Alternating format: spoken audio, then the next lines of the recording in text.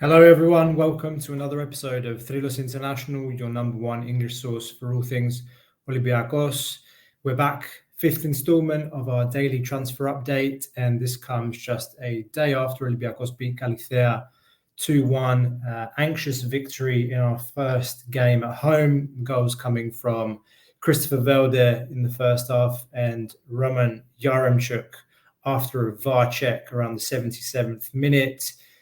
Now, it's very early on in the season to draw conclusions, but we can all see that there are still gaps in the squad. The team is certainly lacking creativity, particularly in the middle of the park.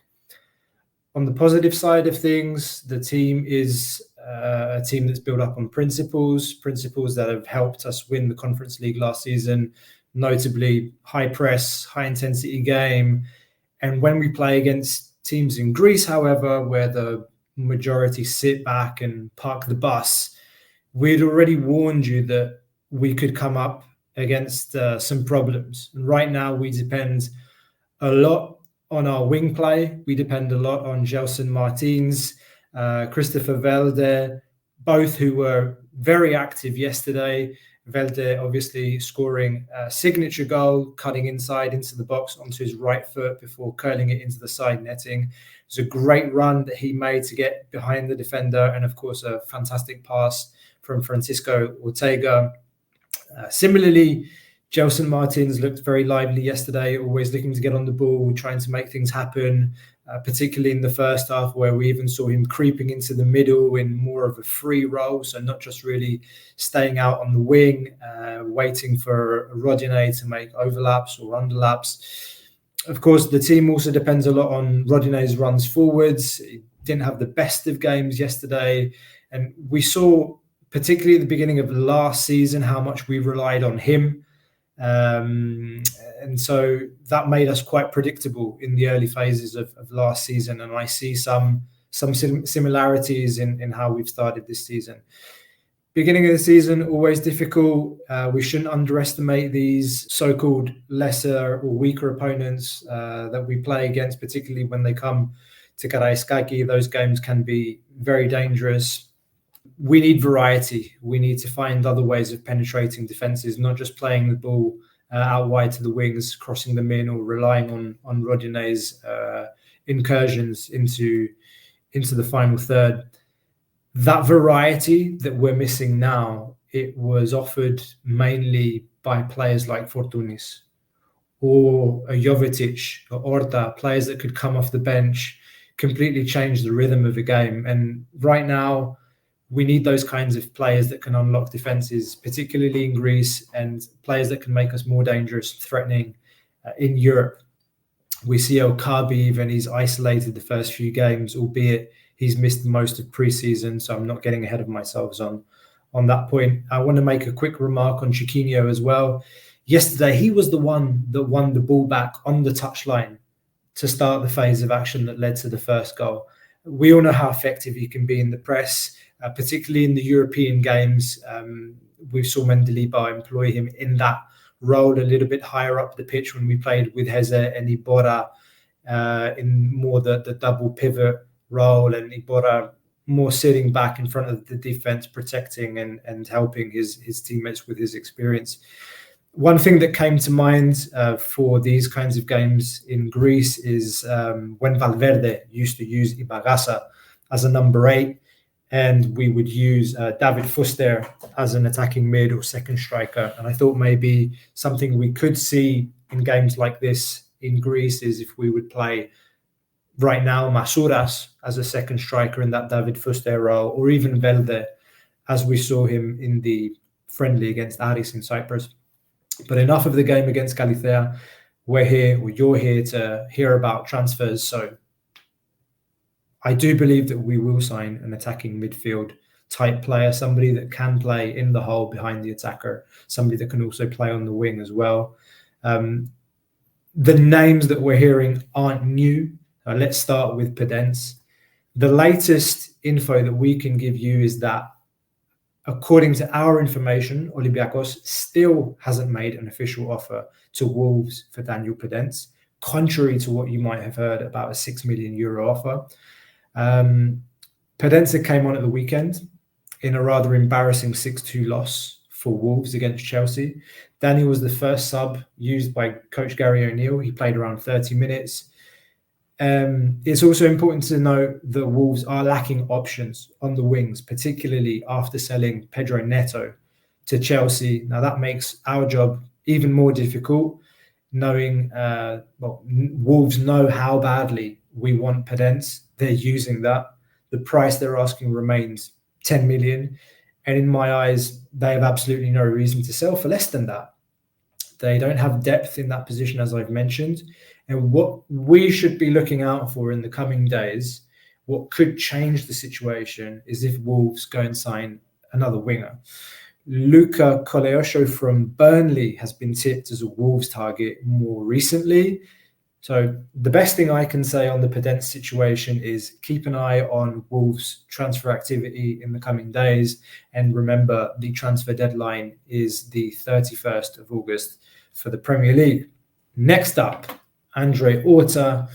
Again, looking perhaps even more difficult than it was certainly before the hiring of Carlos Carvajal by Braga.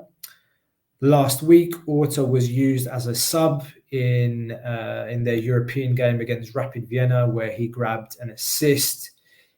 And this weekend, he actually started for Braga against Moreirense, and he got another assist. Braga social media even posted a picture that was dedicated to him.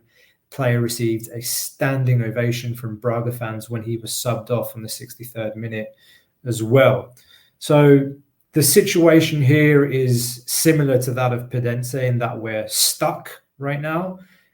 Braga have no reason to lower their demands, and they know we want him back. They know we need him, and they're not under any immediate pressure to sell for resources. So, as we've said before, Podence and Horta are likely to go down to the wire. But at this stage, with just a week left until we have to submit our squad list to UEFA for the Europa League group stages, you just really hope the folks at Olympiacos are working on some other alternatives. Now, as I said, there's nothing that's come up in media as of yet in terms of alternatives, but it could be the case in the coming days that some new names come to light. But I would see this as more of an attempt to show Wolves and Braga that we are also looking at other options. It's a game of chicken at this stage. It has been for a while, actually. Olympiacos has been very careful this season and in the last couple of years not to let names leak into the media, as we've seen again this season, barring perhaps the exception of Christopher Velder that we've been hearing about for about a month. A lot of our signings were pretty much announced when they were on the plane. Signings of Yaremchuk, for example, or even Pirola, they came completely out of left field, Stamenic on loan, etc. Now, before we move from potential incomings to outgoings, there are two other issues. It was reported today by Kostas Nikolakopoulos that Olympiacos was still having some discussions with Kostas Fortounis. There was a video even circulating last week taken by Fortounis' brother of Costa training in an Olympiacos kit, this year's training kit. Now, the recent reports regarding a move to Saudi Arabia are the following. Al Khalij has apparently found a sponsor to put up the money for Fortounis so they could clear the administrative steps needed to make the deal happen. Let's keep an eye on this in the next couple of days. If Fortounis doesn't end up in Saudi Arabia, then there's no ruling out possibility of a return after the goodbyes have been said, but that would surely be under completely different conditions than those that were discussed previously. I'm talking, of course, about the kind of salary that Fortounis would be offered by Olympiacos. And lastly, two other rumours that have been going around. Olympiacos will likely sign a left back, but I do not believe it will be Kostas Tsimikas on loan.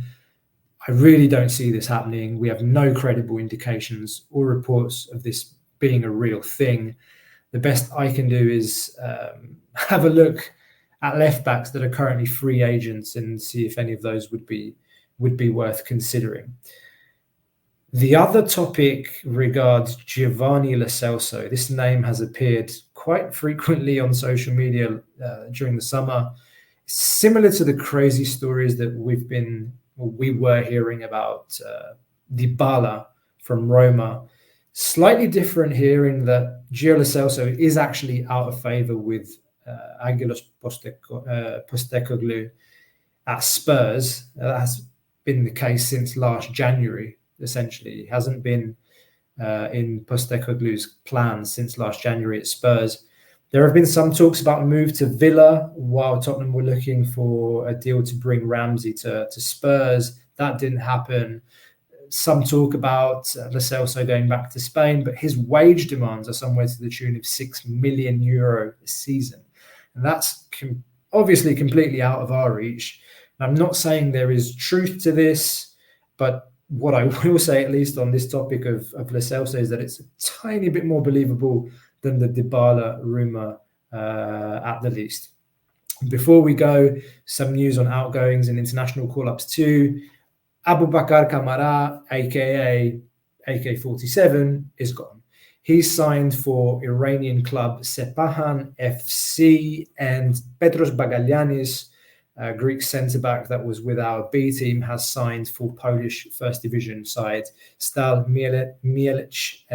Both those signings reportedly on free transfers. Before we leave you, international call-ups, Masouras Zolakis and Panos Retsos have been included in the call-ups of the new national team coach, Ivan Jovanovic.